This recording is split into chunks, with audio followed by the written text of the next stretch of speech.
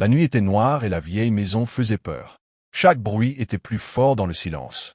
Le vent froid entrait par les fenêtres cassées et semblait dire des noms qu'on avait oubliés. Au milieu de la maison, on voyait une personne. Ses yeux brillaient bizarrement. Elle prenait un vieux livre plein de dessins étranges et de formules magiques.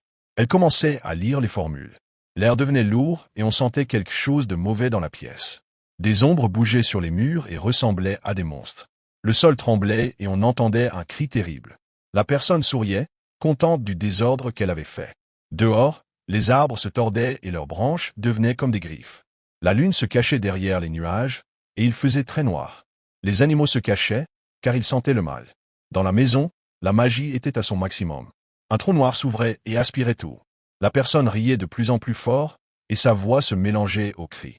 Tout à coup, deux yeux rouges s'ouvraient dans le trou noir et regardaient la personne. La personne avait peur et n'osait plus sourire. Elle voulait arrêter la magie, mais c'était trop tard. Les yeux rouges se rapprochaient, et une voix grave disait dans sa tête, « Tu as réveillé une chose qu'il ne fallait pas. » La personne criait quand les yeux rouges la mangeaient. Elle disparaissait complètement. La maison restait là, comme un signe de l'horreur qui s'était passée. Et quelque part, dans le noir, les yeux rouges attendaient quelqu'un d'autre.